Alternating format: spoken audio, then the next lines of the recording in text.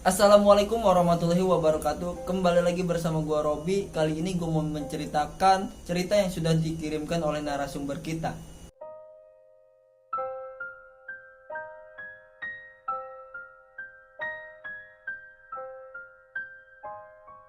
Sekitar tahun 2004 sampai tahun 2005, cerita ini gua ambil dari seorang narasumber yang bernama Pak Ali.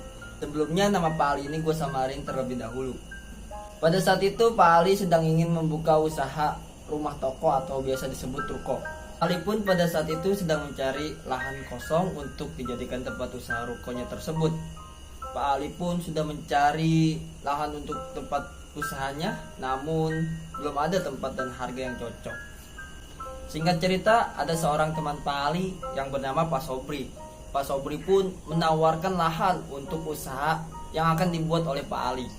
Di situ pun Pak Ali berbincang dengan Pak Sobri. Pak Sobri bertanya kepada Pak Ali, "Pak, ngomong-ngomong lagi nyari lahan untuk usaha ya Pak?"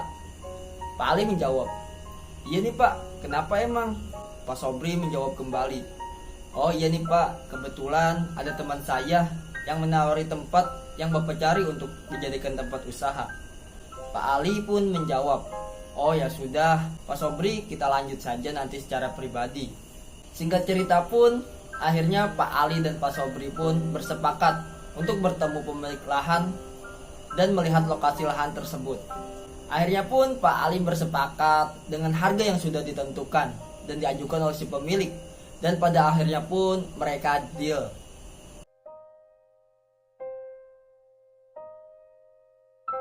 Di situ pun Pak Ali merasa senang karena mendapatkan tempat yang menurut dia sesuai kriteria dia dengan harga yang sudah cukup lumayan murah. Setelah beberapa minggu kemudian, Pak Ali pun memanggil sebuah alat berat untuk meratakan tempat tersebut. Dikarenakan sebelumnya tempat tersebut adalah tempat bangunan rumah tua yang sudah terbengkalai sebelumnya.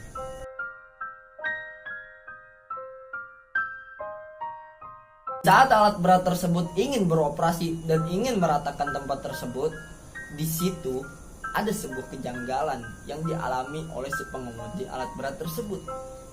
Pada saat ingin merobohkan rumah atau meratakan rumah tersebut, tiba-tiba mesin alat berat tersebut mati secara tiba-tiba.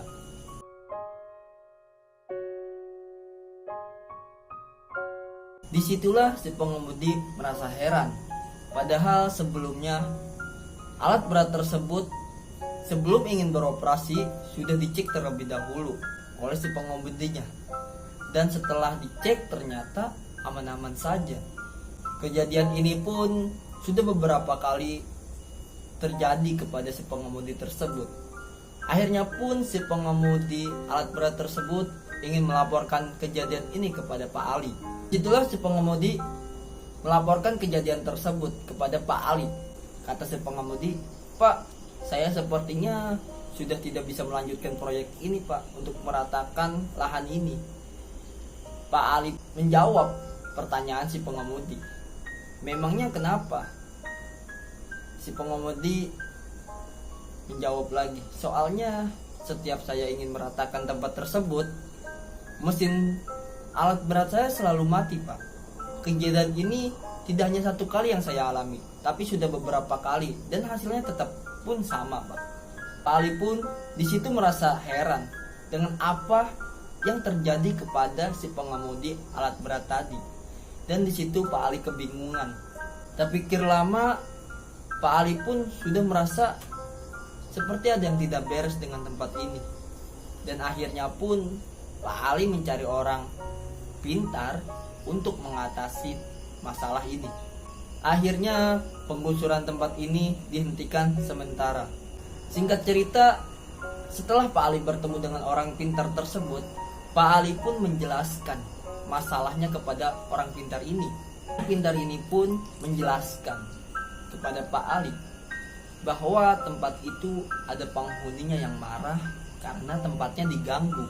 Akhirnya orang pintar ini menjelaskan atau memberitahu jika ingin melanjutkan proyek ini harus ada syarat-syarat yang harus dipenuhi oleh Pak Ali. Pak Ali pun bertanya, "Apa syarat yang harus saya berikan Pak?"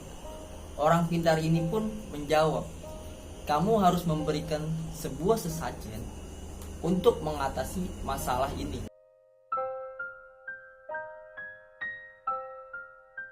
Akhirnya pun Pak Ali menyetujui persyaratan tersebut.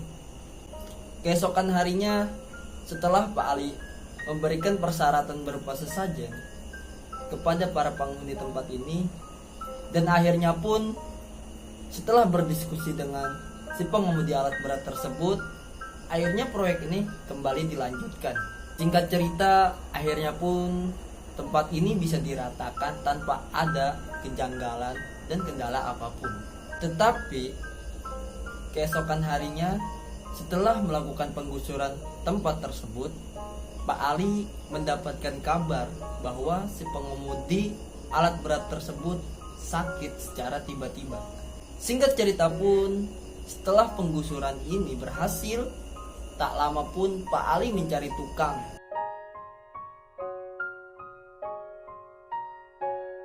Setelah melakukan pembangunan, beberapa tukang pun tidak luput dari gangguan-gangguan yang terjadi di tempat tersebut pada saat melakukan pembangunan tersebut.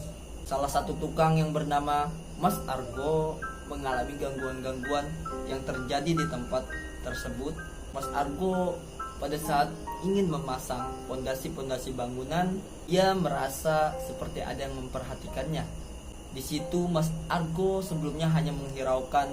Dia berpikir itu hanya perasaannya saja, karena dia merasa risih dan mengganggu dirinya yang sedang bekerja. Akhirnya dengan rasa penasaran yang tinggi, Mas Argo pun memberanikan diri menghampiri tempat yang ia merasa dia diperhatikan. Pada saat ia menghampiri tempat tersebut, ia melihat sosok nenek-nenek yang sedang duduk di atas sumur tua dengan berpakaian lusuh dan rambut seperti layaknya nenek-nenek yang berwarna putih, atau kita bisa sebut beruban.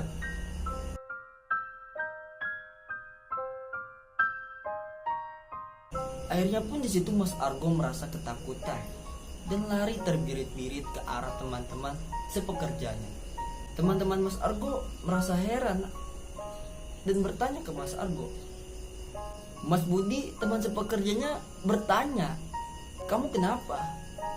Kok lari-lari seperti orang ketakutan? Di situ Mas Argo tidak menceritakan bahwa dia melihat sosok itu. Dia hanya menjawab, enggak kok, enggak ada apa-apa. Mas Budi pun menjawab kembali, aneh kamu. Namun bukan hanya Mas Argo yang mengalami kejadian-kejadian seperti itu.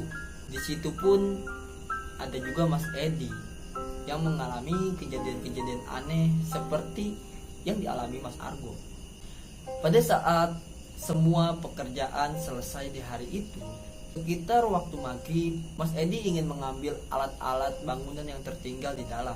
Akhirnya pun Mas Edi mengambil alat yang tertinggal. Pada saat Mas Edi ingin mengambil alat tersebut, di situ Mas Edi seperti melihat sekelebatan bayangan yang lewat begitu saja dari arah belakang ruko. Itu pun Mas Edi langsung menghampiri bayangan itu. Setelah dicek oleh Mas Edi, ternyata tidak ada apa-apa. Tetapi pada saat Mas Edi ingin membalikkan badan, di situ ia melihat sosok nenek-nenek yang menyeringai di hadapannya.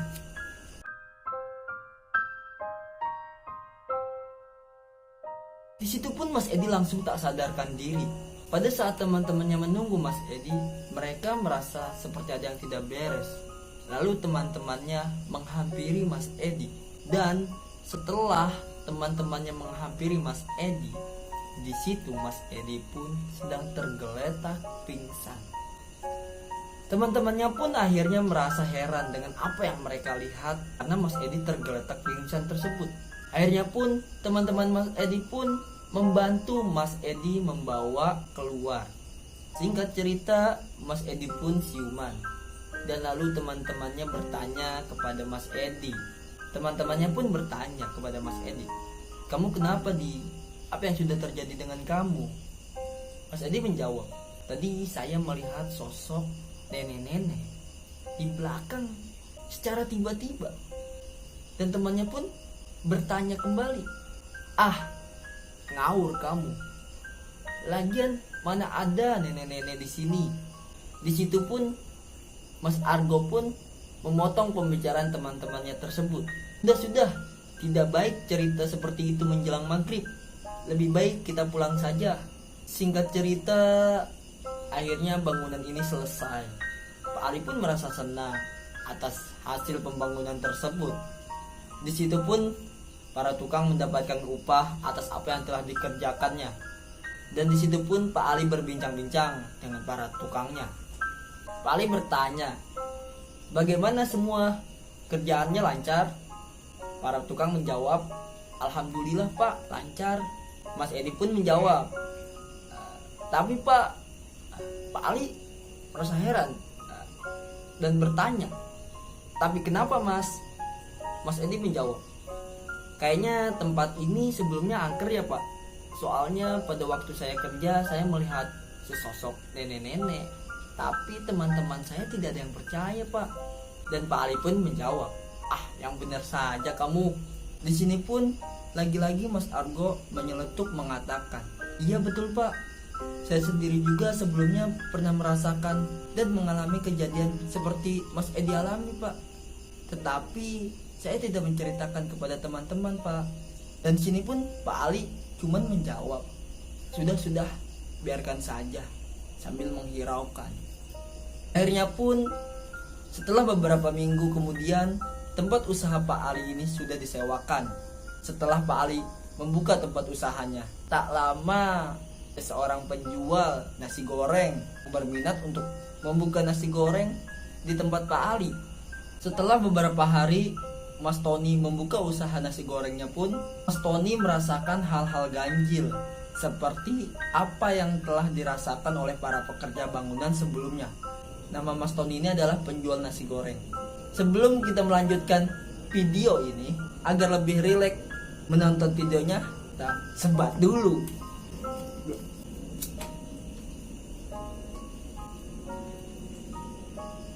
Oke, lanjut lagi. Mas Tony pun menceritakan hal-hal yang dialami semenjak ia menyewa tempat tersebut. Salah satu gangguan yang dialami Mas Tony adalah ada suara tangisan perempuan hampir di setiap malam. Mas Tony pun akhirnya ingin mencari tempat usaha baru untuk membuka usaha nasi gorengnya di tempat lain, yang dikarenakan Mas Tony sudah merasa tidak nyaman lagi berada di tempat tersebut dan risih karena di setiap malam selalu ada suara tangisan perempuan yang menghantui Mas Tony. Di sisi lain, Pak Ali pun merasa heran dengan apa yang telah terjadi di tempat usahanya tersebut yang ia bangun selama ini. Dan Pak Ali pun merasa curiga. Ia penasaran bahwa sebelumnya tempat ini pun dahulunya tuh apa. Singkat cerita, Pak Ali pun mencari-cari informasi kepada masyarakat setempat tentang latar belakang tempat ini sebelumnya. Setelah mencari informasi ke sana kemari, akhirnya Pak Ali pun mendapatkan tentang asal-usul rumah tua tersebut. Di sini Pak Ali bertemu dengan salah satu warga yang tahu asal-usul tempat tersebut. Warga ini bernama Pak Suban. Pak Suban menceritakan bahwa pada sebelum dibuat tempat usaha oleh Pak Ali, ini dahulunya tempat tinggal sebuah keluarga yang dimana terdiri dari 2 anak dan 1 ibu. Di cerita ini, si anak-anaknya pun sudah menikah, mempunyai keluarga masing-masing. Dan si anak pun tidak tinggal lagi bersama si ibu tersebut. Karena rasa rindu yang teramat tinggi kepada anak-anaknya, si anak-anak ini pun tidak kunjung pulang menemui ibunya. Lalu sesuatu saat terjadi kepada si ibu tersebut. Singkat cerita, suatu saat ada warga yang melewati rumah tersebut. Mereka pun merasa heran dengan keberadaan si pemilik rumah, karena sudah lama si ibu ini tidak terlihat, hampir sekitar 1 bulan, karena tak ada aktivitas dari seorang ibu ini. Akhirnya pun warga memberanikan diri untuk mengecek rumahnya. Dan setelah mengecek rumahnya pun, dia mencium aroma yang tidak sedap seperti bau busuk. Lalu warga pun mendekati aroma bau busuk tersebut yang mengarah di belakang rumahnya. Dan setelah dicek ke belakang rumahnya, di situ ada sebuah sumur tua yang mengeluarkan bau busuk tersebut.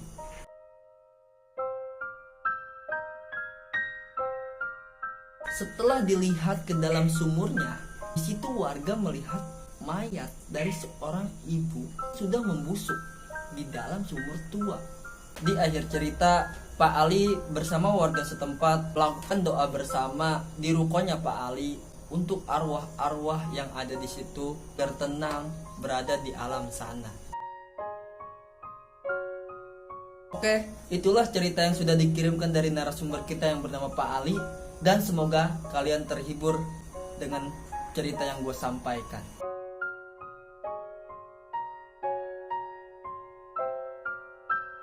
Terima kasih telah menonton video ini. Bila kalian terhibur dan menyukai video ini, jangan lupa like, comment, and subscribe.